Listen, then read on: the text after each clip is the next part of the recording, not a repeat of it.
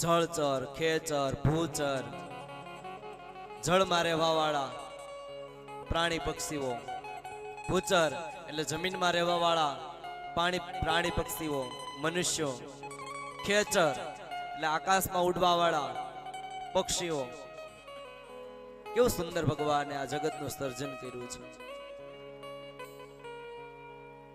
બીબા કહો કેટલા હશે. મૂર્તિ બનાવવા વાળો હોય તેને તો એક જ મૂર્તિ બનાવવાની હોય, એટલે એક બે બીબા હોય તો એક ને એક મૂર્તિ બનાવ્યા જ કરે. પણ જો આપણે એટલા લોકો બેઠા છે, આમાંથી કોઈના ચહેરા એ ખરખા છે ખરા? આજુબાજુમાં જોઈ લ્યો જરા, કોઈના ચહેરા એક સરખા નહીં. બીબા કહો કેટલા હશે. ભગવાન પાસે બીબા કેટલા હશે? કઉ સુંદર મજાનું સૃષ્ટિનું સર્જન ભગવાને કર્યું છે. અને સુંદર મનુષ્ય બનાવ્યા છે. નહીતર આ નાક છે, આ નાક ક્યાંય હોઠની જગ્યાએ હોય તો સારું લાગે નહીં. આ આંખ છે અહીંયા ગળે હોય તો સારી લાગે નહીં.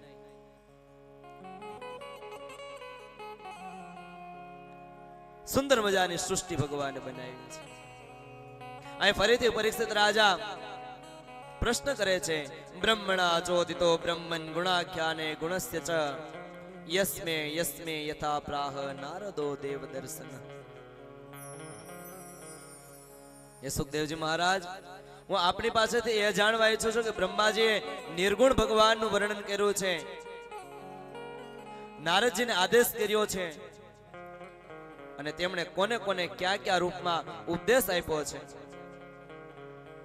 અને ત્યારે સુખદેવજી મહારાજે કીધું કે હે પરીક્ષિત, જ્યારે આ સૃષ્ટિ વિષયક પ્રશ્ન નારદજીએ બ્રહ્માજીને પૂછ્યો છે, ત્યારે બ્રહ્માજીએ કીધું છે કે આ સમગ્ર પૃથ્વીને બનાવનારો એક નારાયણ પોતે જ રહેલા છે, અને સૃષ્ટિ કાર્યની અંદર તેને બધા જ દેવતાઓ મદદરૂપ થયા છે. આ જીવનો પંચભૂતો સાથે કોઈ પ્રકારનો સંબંધ નથી, અને તેમ છતાં તેનું શરીર પંચભૂતોથી જ બને છે. તો સ્વભાવથી જ આમ બને છે કે પછી કશા કારણથી આ વાતનો મર્મ અમને સમજાવો. અને ત્યારે પરીક્ષિત રાજા અને સુખદેવજી મહારાજ આ સૃષ્ટિની ઉત્પત્તિ કેવી રીતે થઈ તેની વાત કરે છે કે પરીક્ષિત, જેમ સ્વપ્નમાં જોવામાં આવતા પદાર્થો સાથે સ્વપ્ન દ્રષ્ટાનો કોઈ સંબંધ હોતો નથી, તેવી જ રીતે શરીર વગેરેથી અતીત એવા અનુભવ સ્વરૂપ આત્માનો માયા વિના દ્રશ્ય પદાર્થો સાથે કોઈ સંબંધ નથી હોતો. આ હું છું, આ મારું છે, એ પ્રમાણે આ મનુષ્ય માનવા લાગે છે, પણ આમાં હું એમ નથી કે આ મારું નથી. પણ જ્યારે આત્મ સાક્ષાત્કાર થાય છે ત્યારે પરમ તત્વની ઉત્પત્તિ અને તેની ભગવત કૃપા આપણા ઉપર થાય છે.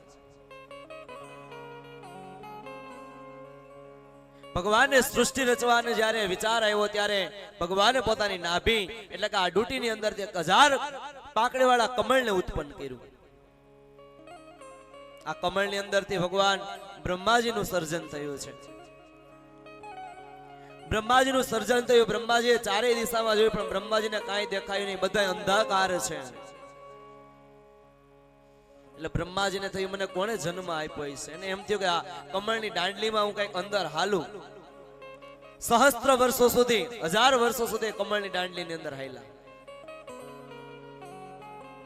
પણ એ કમળની જે દાંડલી હતી, નાળ હતી, કમળનાળ, એનો કોઈ વેગ પૂરો થયો નહીં, રસ્તો પૂરો જ ના થયો. એટલે બ્રહ્માજી છે ને થાક લાગ્યો, એક જગ્યા ઉપર બ્રહ્માજી સ્થિર થયા અને આકાશમાં તપ તપ એવા શબ્દનું ઉચ્ચારણ થયું છે. બ્રહ્માજીને થયું કે મને કોઈ તપ કરવાની આજ્ઞા કરી, અને જીવનમાં તપ કરે તો જ ફળ મળે. તપ કર્યા સિવાય કોઈને ફળ મળ્યું નથી, તપ કર્યા સિવાય કોઈને ફળ મળશે નહીં. કર્મ કરવું જ પડે. કામ ન કરો તો ફળ ન મળે. 5 વીઘા જમીન હોય ને તો એ જમીનને ખેડવી જ પડે, એની અંદર વાવવું પડે, એની અંદર પાણી પાવું પડે, એની અંદર દવાઓ છાંટવી પડે, એને લણવું પડે, ત્યારે આપણને એની અંદરથી ઉપજ મળે. પણ ઘરે બેઠા બેઠા એમ કીધા કરો કે 5 વીઘા જમીન છે, 5 વીઘા જમીન છે, તો 5 વીઘા જમીન છે એ ઘેર બેઠા બેઠા આપણને પાક આપી જતી નથી, એમાં બાવળ ઉગી જાય. એવું જ આ મનુષ્યનું શરીર છે. આ શરીરની પણ આપણે ખેતી કરવી જોઈએ. ને કઈ ખેતી? તો કે કૃષ્ણ રૂપી ખેતી, રામ રૂપી ખેતી, ભગવાનના નામ રૂપી ખેતી. ભગવાનના નામ લેતા રહો ને તો આ મગજની અંદર જે કચરો ભરાયેલો છે ને એ બધો કચરો ખાલી થઈ જશે. ભગવાનના સાનિધ્યમાં જશો ને તો મગજમાં જે કાંઈ કચરો છે બધો કચરો સાફ થશે. તો ભગવાનની કૃપાથી બ્રહ્માજી છે તપ કરવા માટે તત્પર થયા છે. હજારો વર્ષ સુધી તપ કર્યું અને બ્રહ્માજીને ભગવાનનું ધામ દેખાણું છે. ભગવાને દર્શન દીધા. બ્રહ્માજીને કીધું કે મેં જ તમને જન્મ આપ્યો હતો ને આ સૃષ્ટિ કાર્યની અંદર તમે મને મદદરૂપ થાવ.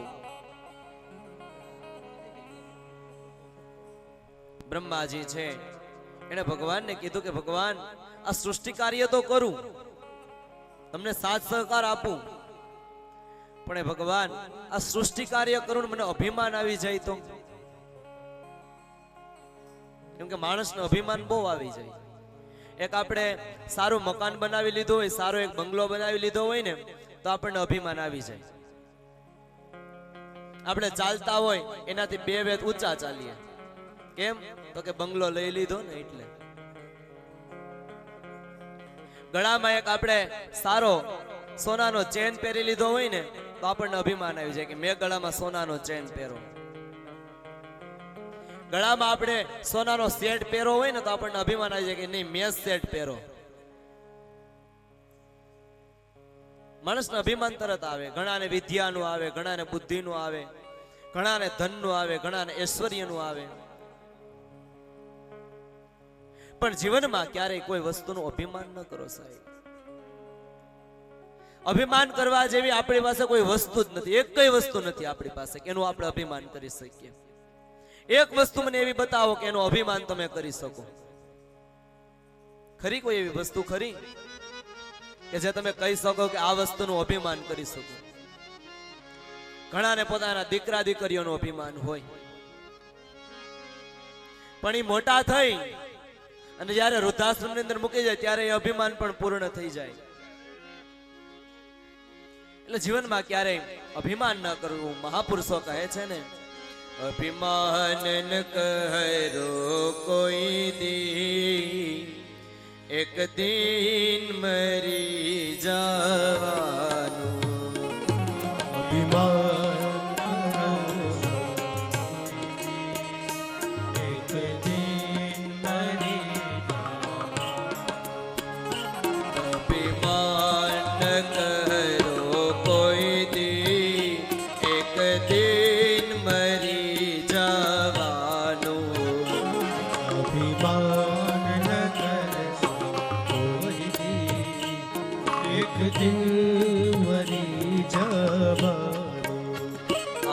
લક્ષ્મી નહીં આવે તારી સાથે, એક દિન મરી જવાનું. લક્ષ્મી નહીં આવે તારી સાથે, એક દિન મરી જવાનું. લક્ષ્મી નહીં આવે તારી સાથે, એક દિન મરી જવાનું. લક્ષ્મી નહીં આવે તારી સાથે, એક દિન મરી જવાનું. અભિમાન ન કરો કોઈ દી, એક દિન મરી જવાનું. અભિમાન ન કરો કોઈ દી, દિન મરી જવાનું.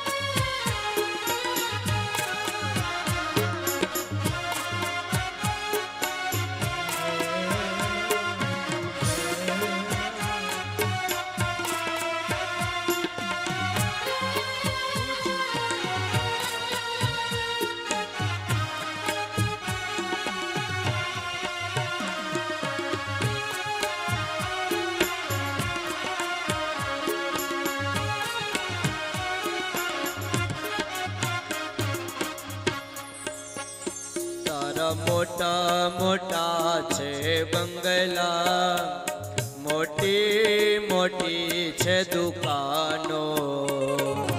મોટા મોટા છે બંગલા, મોટી મોટી દુકાનો.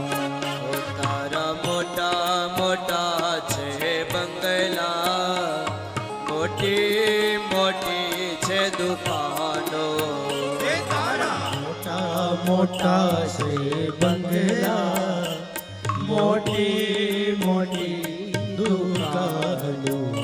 આ બધું અહીં પડ્યો રહેશે, એક દિન મરી જવાનું. આ બધું અહીં પડ્યું રહેશે, એક દિન મરી જવાનું. અભિમાન ન કરો કોઈ દી, એક દિન મરી જવાનું. અભિમાન ન કરવું કોઈ દી, એક દિન મરી જવાનું. એક દિન મરી જવાનું.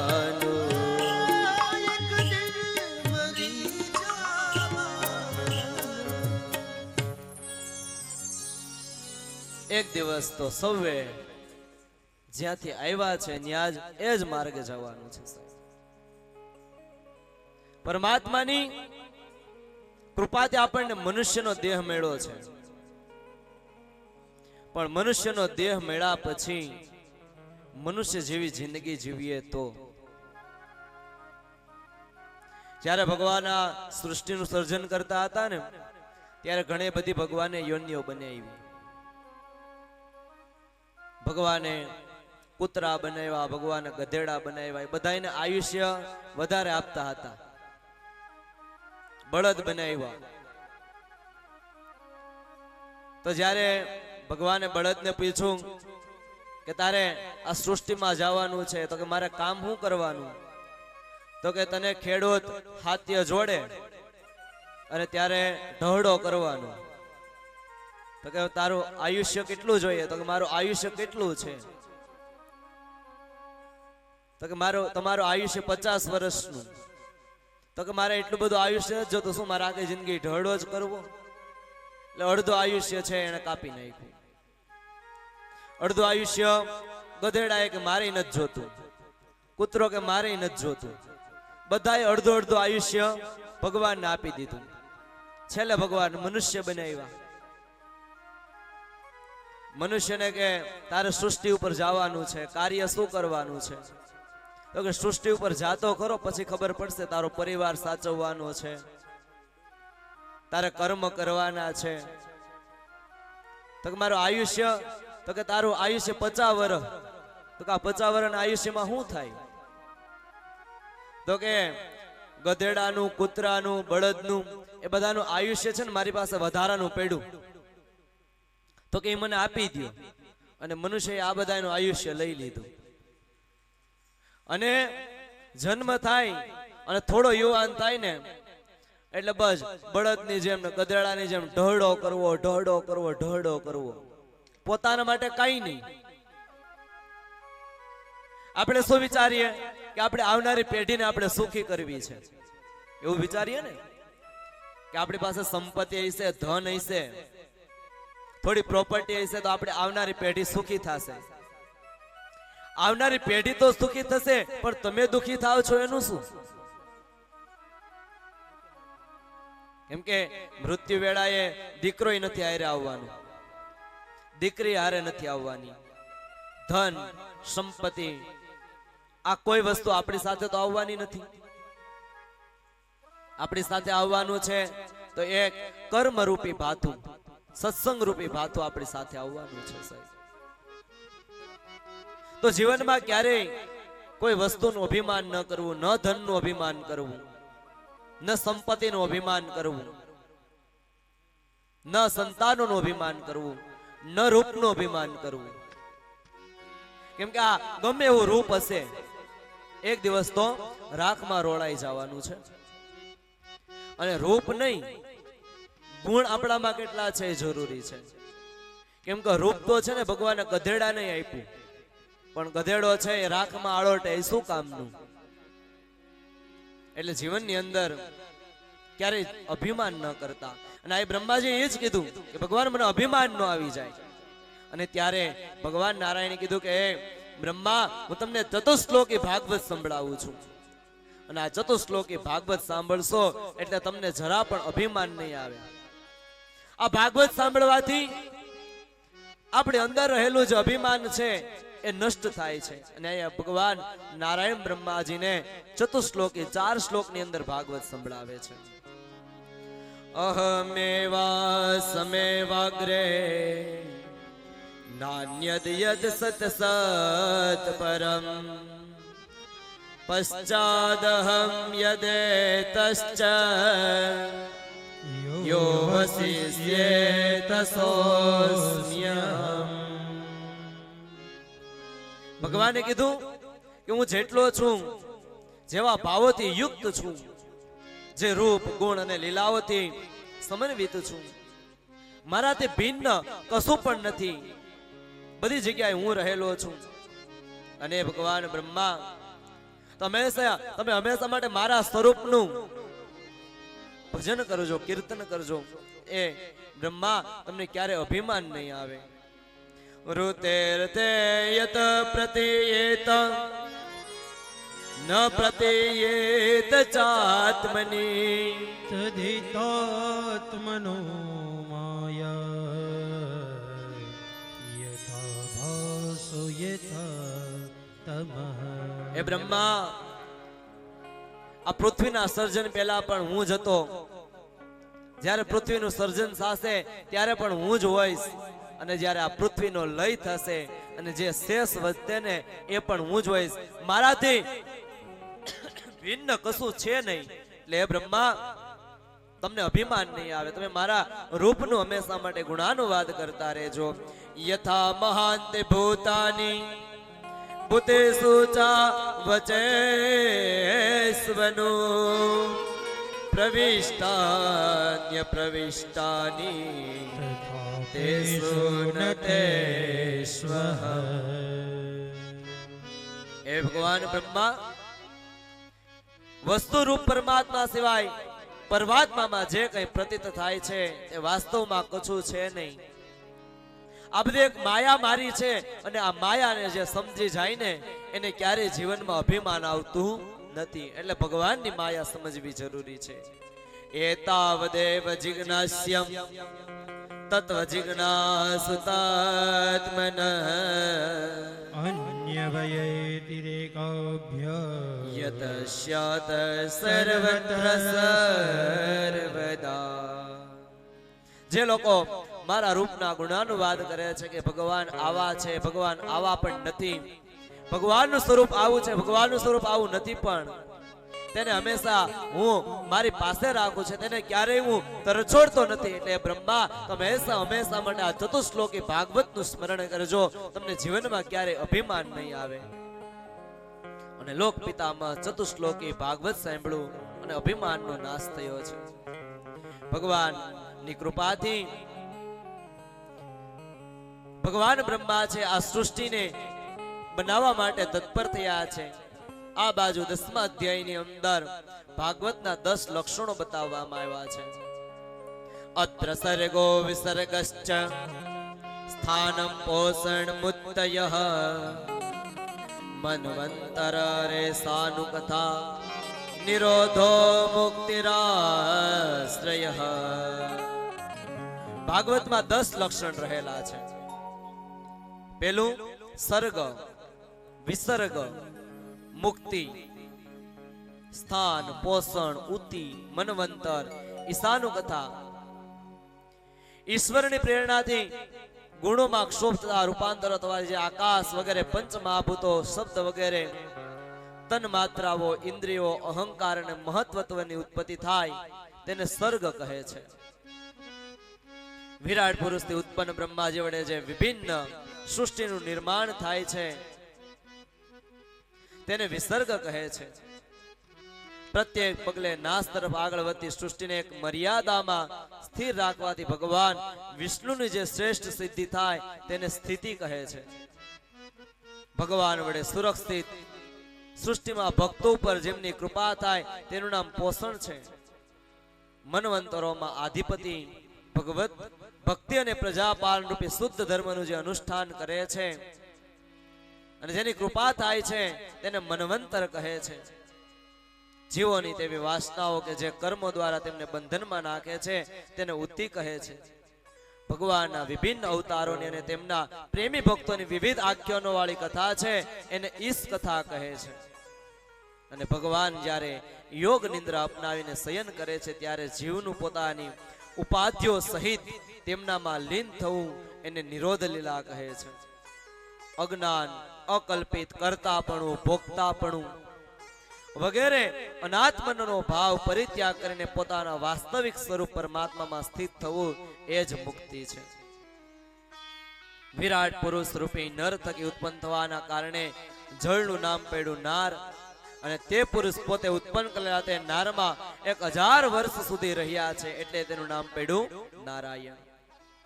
નારાયણે ભગવાન બ્રહ્માને ઉત્પન્ન કર્યા છે. બ્રહ્માજી છે એને આ સમગ્ર સૃષ્ટિની રચના કરી છે. આ બાજુ ભાગવતનો બીજો સ્કંદ પૂર્ણ કરી અને ભાગવત આપણને ત્રીજા સ્કંદની અંદર લઈ જાય છે.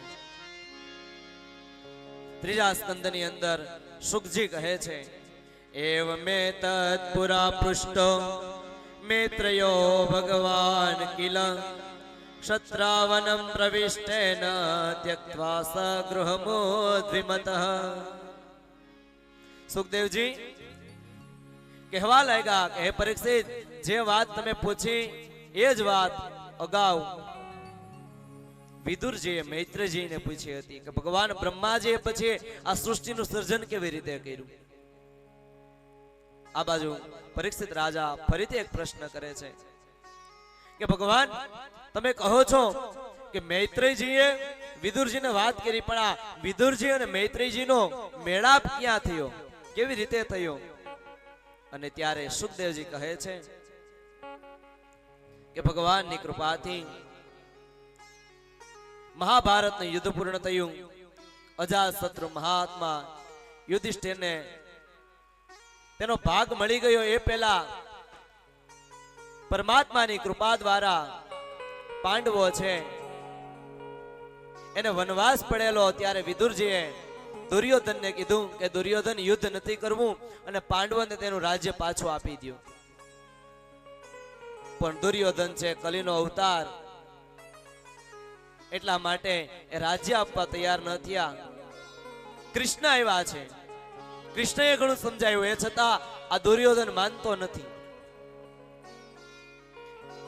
વિદુરજી છે એ નીતિશાસ્ત્ર સમજાવે છે આપણને. વિદુરજીએ નીતિશાસ્ત્રના ઘણા બધા ઉપક્રમો કહ્યા કે દુર્યોધન ભાઈએ ભાગ પડતો હોય આપી જ દેવો પડે, એમાં ન ચાલે. પણ વિદુરજીને દુર્યોધને કીધું કે તમે અમારું અન્ન ખાઓ છો ને તમે અમારું જ ખરાબ બોલો છો, આને કાઢી મૂકો. અને વિદુરજી કે મને કાઢી નથી મૂકવું. અને વિદુરજી છે પોતાનું જે બાણ છે એ રાજદ્વાર ઉપર છોડીને ત્યાંથી નીકળી ગયા યાત્રા કરવા માટે. યાત્રા કરવા માટે જ્યારે વિદુરજી નીકળી ગયા છે ત્યારે વિદુરજી ભારત વર્ષમાં વિચરણ કરતા કરતા ભગવાનની કૃપાથી વૃંદાવન ધામની અંદર આવે છે. વૃંદાવન ધામની અંદર વિદુરજીનો ઉદ્ધવજી સાથે મેળાપ થાય છે. ઉદ્ધવજી ભગવાનના મહાન ભક્ત. વિદુરજીએ ઉદ્ધવજીને નમસ્કાર કર્યા, કીધું કે ઉદ્ધવ, કૃષ્ણ કેમ છે? કૃષ્ણ શું કરે છે? કૃષ્ણ ક્યાં છે? વિદુરજીને ખબર નથી કે કૃષ્ણ નામનો સૂરજ આથમી ચૂક્યો છે. અને ઉદ્ધવજીએ જ્યારે વાત કરી કે વિદુરજી, તમે જે કૃષ્ણની વાત કરો છો ને, એ કૃષ્ણ તો પોતાના સ્વધામમાં ચાલ્યા ગયા છે.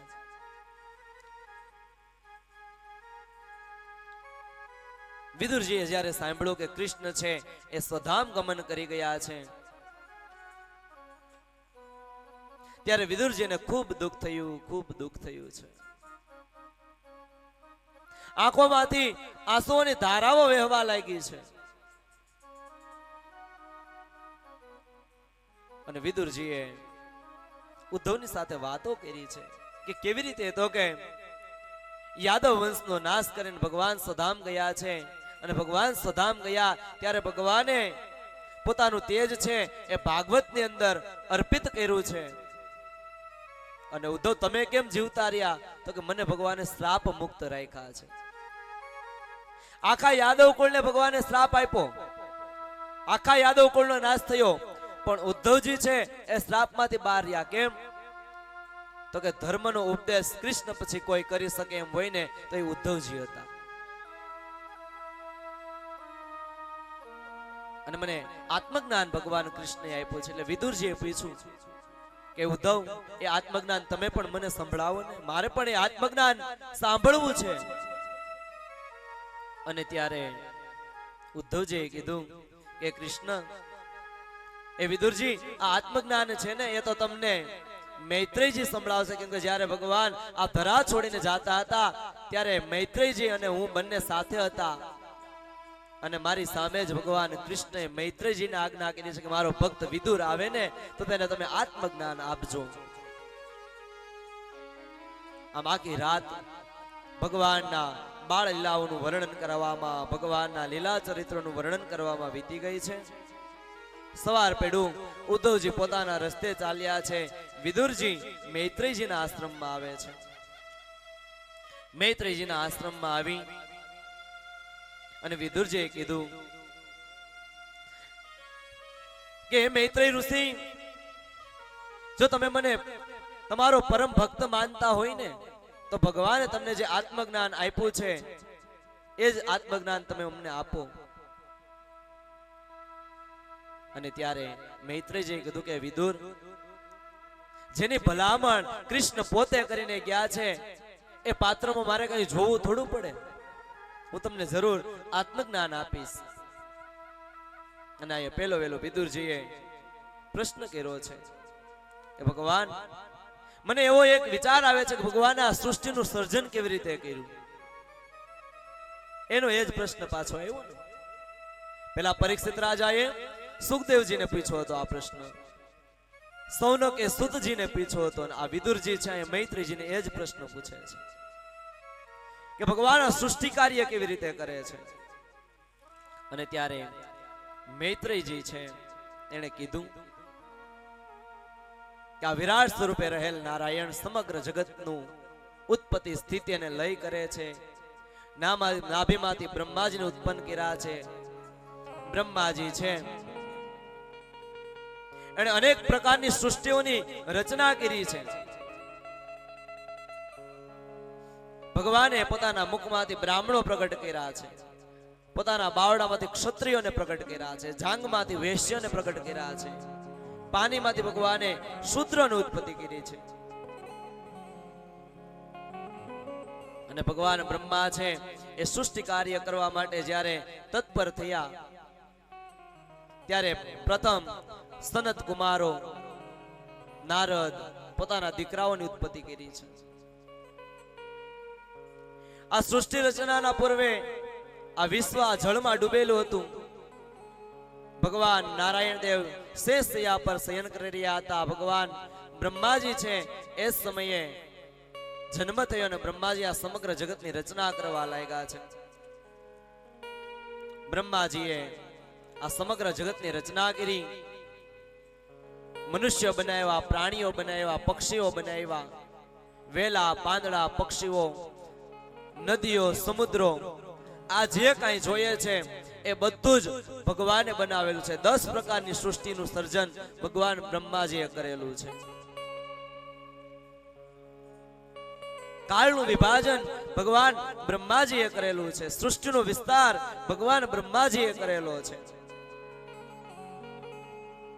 ને ભગવાને આવી અનેક પ્રકારની સૃષ્ટિઓ રચી, પણ આ સૃષ્ટિને, આ જીવોને રહેવા માટેનું કોઈ સ્થાન ન હતું.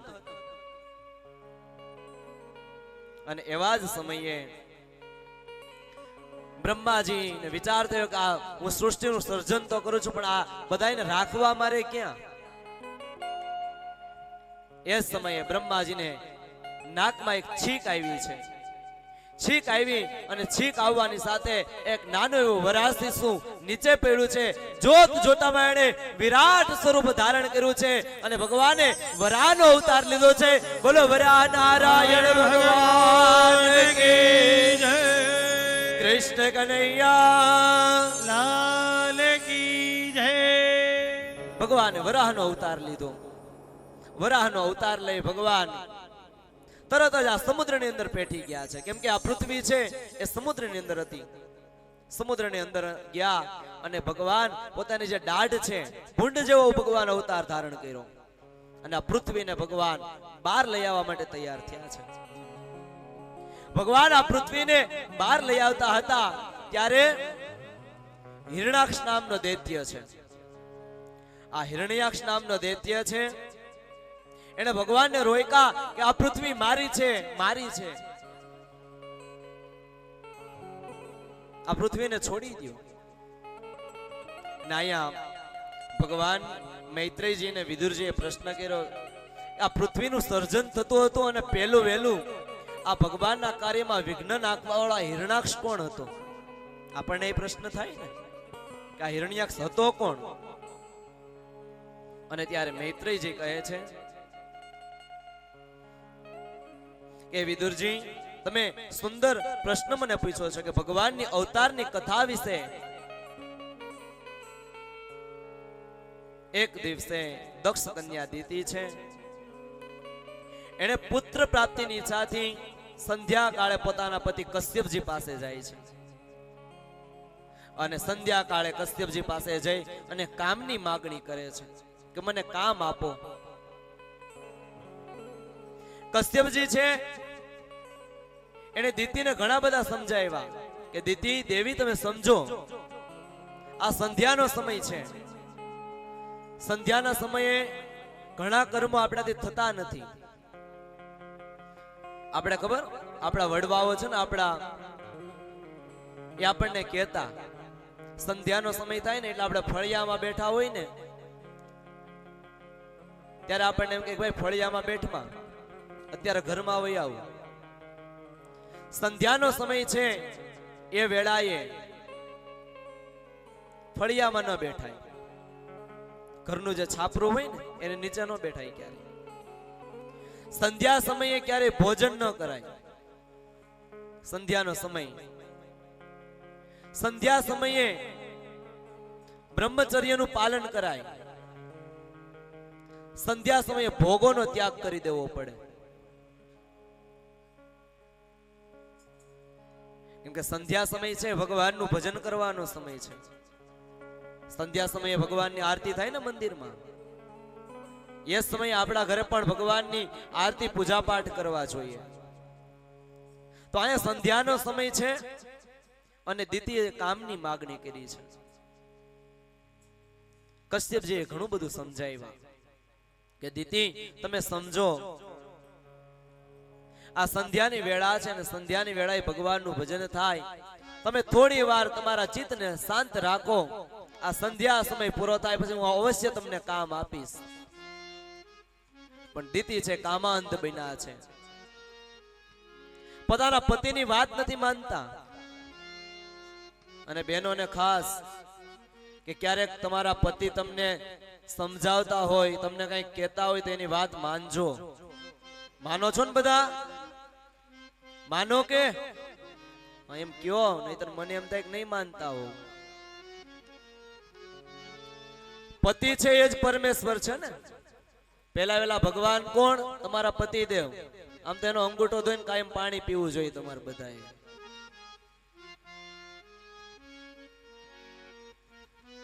પણ એ ન કરો તો કઈ નહીં, પણ પતિની વાત માનજો. કેમ કે પતિના સુખે સુખી રહેવું, પતિના દુખે દુખી રહેવું એક સ્ત્રીની ફરજમાં આવે. પણ હવે પતિ બિચારો દરરોજના 1000 રૂપિયા કમાતો હોય ને આપણે એમ કે નહીં મારે 15,000 રૂપિયા વાળી સાડી લેવી, તો એ ન ચાલે.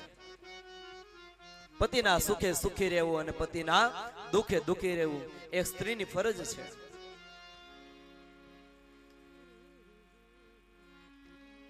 અને કશ્યપજીની વાત દીતી માયનાને કશ્યપજીનું ધોતિયું પકડી લીધું અને ના છૂટકે પણ કશ્યપજી છે એને સંધ્યા વેળાએ દીતીને કામ આપ્યું છે. કામ આપી કશ્યપ ઋષિ પોતે સ્નાન આદિ કરીને ફરીથી પોતાના ભગવાનના જપમાં લીન થયા છે. આ બાજુ દીતી છે એને ખૂબ અફસોસ થયો કે હું મારા પતિની વાત માની નહીં, મારા પતિ મને કહેતા હતા એ છતાં હું એને માની નહીં. અને દીતી છે ને દુઃખ થવા લાગ્યું. દીતી છે તરત કશ્યપજી પાસે જઈને વિનંતી કરવા લાગ્યા, પ્રભુ મને માફ કરો, હે પતિદેવ મને માફ કરો. કશ્યપજીએ કીધું કે દીતી, મેં તમને કીધું હતું કે આ સંધ્યા વેળા છે, સંધ્યા વેળાએ ભગવાન શિવ પોતાના અનુચરો સાથે પ્રદક્ષિણા કરવા માટે નીકળે ને એ વેળાએ ભગવાનનું ભજન થાય, એ છતાં તમે માન્યા નહીં. એટલે એ દીતી, તમારા ગર્ભની અંદર જે સંતાનો થશે, જે દીકરાઓ થશે ને એ મોટા અસુર થશે. અને ત્યારે દીતી કશ્યપજીના પગમાં પડી ગઈ, ભગવાન આવું ન થાય. અને ત્યારે કશ્યપજીએ કીધું કે દીતી, તમારા પુત્રો ભલે મહાન રાક્ષસ થાય પણ તમારો દીકરો જે હશે ને એ મહાન ભગવત ભક્ત થશે.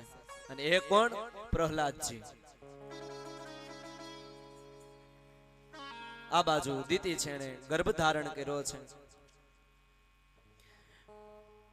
દીતી પોતાનો ગર્ભ ધારણ કર્યો. કશ્યપજીએ કીધું છે કે તમારા ગર્ભની અંદર 2 રાક્ષસો ઉત્પન્ન થશે. હવે આ 2 રાક્ષસો કોણ? એ આપણને પ્રશ્ન થવો જોઈએ. તો એક દિવસ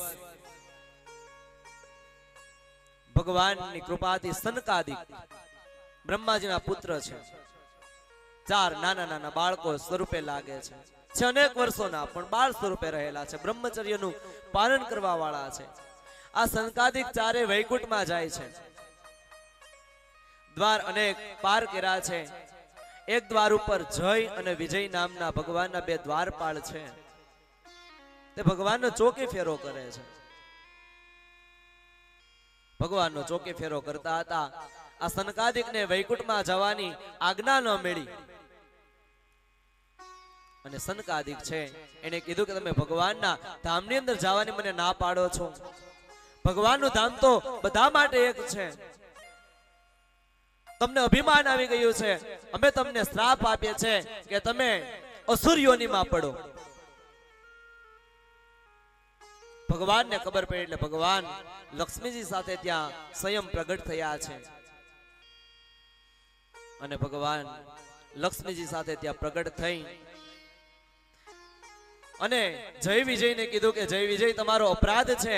તમે આજે આ સનકાદિકને વૈકુંઠમાં આવવાની ના પાડી છે. આનું દુઃખ તો તમારે ભોગવવું જ પડશે.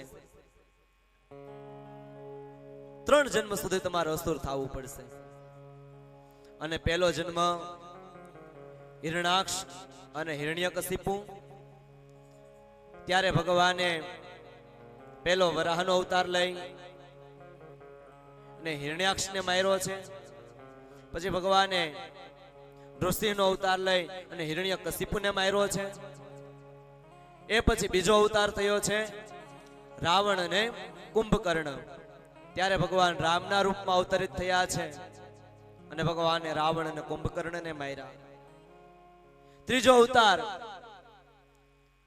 શિશુપાલ અને દંતવક્ત્રનો થયો છે. અને ત્યારે ભગવાને કૃષ્ણનું રૂપ ધરી આ બંને અસુરોનો સંહાર કર્યો છે. ભગવાનના શ્રાપથી, સનકાદિકના શ્રાપથી આજે જય અને વિજય છે એ વૈકુંઠમાંથી પડી અને દિતિના ઉદરમાં આવ્યા છે. દિતિને ખબર છે કે મારા આ પેટની અંદર, મારા ગર્ભની અંદર અસુરો રહેલા છે, એટલે હજારો વર્ષ સુધી દિતિ છે એને ગર્ભ ધારણ કરી રાખ્યો છે. અને દિતિના ગર્ભથી આ ત્રણેય લોક ધ્રુજવા લાગ્યા છે અને એના ગર્ભના તેજથી ત્રણેય લોકનું તેજ નાશ પામવા લાગ્યું છે. ચારે દિશામાં અંધકાર છવાયો છે. દિતિની આશંકા વધી ગઈ, ઉપદ્રવ થવા લાગ્યા છે. 100 વર્ષ વીતી ગયા. 100 વર્ષ સુધી ગર્ભની અંદર 2 બાળકોને રાખ્યા અને 100 વર્ષ પૂરા થયા ત્યારે એ દિતિએ યમજ એટલે કે જોડકા રૂપે 2 બાળકોને જન્મ આપ્યો છે, હિરણાક્ષ અને હિરણ્યકશિપુ.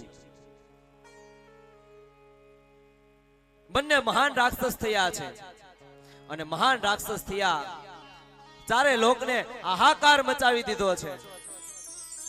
હિરણ્યાક્ષ છે એ યુદ્ધ કરવા માટે આમથી આમ ભટકે છે.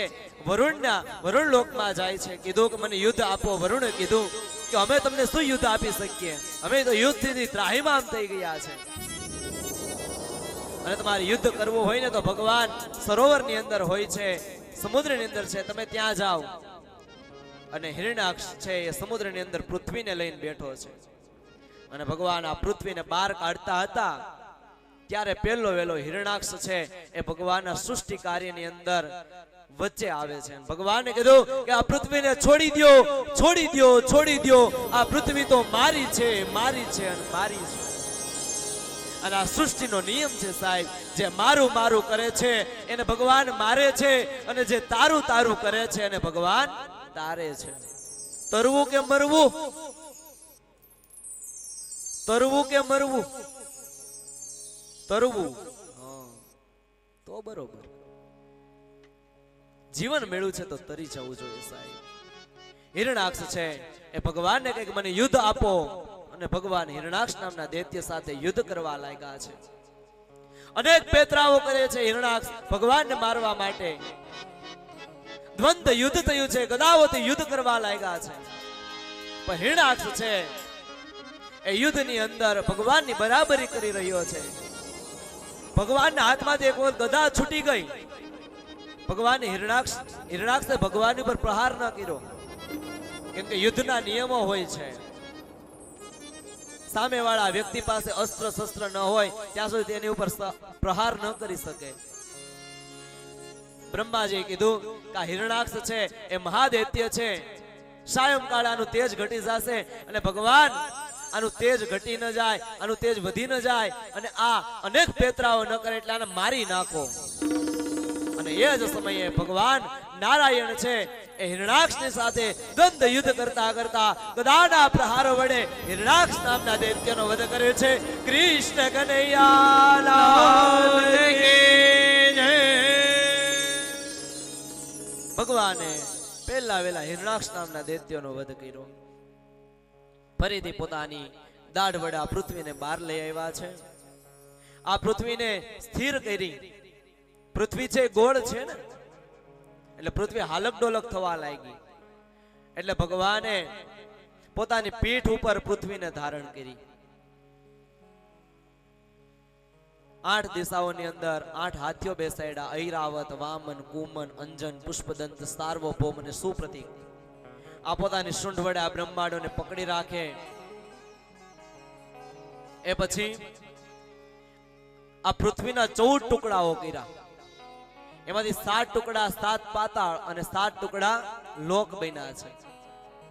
અતળ, વિતળ, સુતળ, તળાતળ, રસાતળ, મહાતળ, પાતાળ, ભુરલોક, ભુવરલોક, મહરલોક, જનલોક, તપલોક. આ બધું જ ભગવાને બનાવેલું છે. અનેક નગરીઓ ભગવાને બનાવી છે. બ્રહ્માજીએ સૃષ્ટિનું કાર્ય આગળ વધાર્યું અનેક વિધ સૃષ્ટિનું રચના કરી છે અને સૃષ્ટિની રચના કરતી વેળાએ આ સૃષ્ટિ છે એની રચનાની અંદર જે કામ બ્રહ્માજીને સોંપ્યું હતું એની અંદર બ્રહ્માજી સૃષ્ટિ રચવાનું કામ કરતા હતા, પણ સૃષ્ટિનો વિસ્તાર ન કરી શક્યા. બ્રહ્માજીએ નારાયણને વિનંતી કરી અને નારાયણની વિનંતી કરવાથી મનુ મહારાજ અને સતરૂપા રાણીની ઉત્પત્તિ થઈ છે. અને મનુ મહારાજ અને સતરૂપા રાણીના મૈથુન ધર્મને કારણે આખી આ સૃષ્ટિ છે એ મનુષ્યથી ભરાઈ ગઈ છે. મૂળ આપણે સંતાનો કેના? મનુના. વિદુરજી અહીંયા મૈત્રીજીને પ્રશ્ન કર્યો, સ્વયંભોવસ્ય ચ મનોર્વસ્સ પરમ સંમતઃ કથ્યતામ ભગવન યત્ર મૈથુનૈને ધીરે પ્રજા. વિદુરજીએ કીધું કે મૈત્રીજી, સ્વયંભૂ મનુનો વંશ ઘણો આદરણીય માનવામાં આવ્યો છે. તેમાં મૈથુન ધર્મ દ્વારા પ્રજાની વૃદ્ધિ થઈ. મને તેની કથા સંભળાવો. અને બ્રહ્મન તમે એમ પણ કહ્યું કે સ્વયંભૂ મનુના પુત્ર પ્રિયવત અને ઉતાનપાદે 7 દ્વીપો વાળી પૃથ્વીનું ધર્મપૂર્વક પાલન અને પોષણ કર્યું, એની પણ મને કથા સંભળાવો. તેમની પુત્રી જે દેવહૂતિ નામે વિખ્યાત હતી તે કરદમ પ્રજાપતિ સાથે પરણાવી, તેની પણ મને કથા સંભળાવો. વિદુરજી ને મૈત્રજી કહેવા લાગ્યા કે ભગવાન કરદમજીને જ્યારે આજ્ઞા આપી કે તમે સંતાનોની વૃદ્ધિ કરો, ત્યારે કરદમજી છે એ સરસ્વતી નદીના તટ ઉપર ભગવાનની ભક્તિ કરવા લાગ્યા છે. મનુ મહારાજને 3 પુત્રી છે, દેવહૂતિ, આકૃતિ અને પ્રસૂતિ.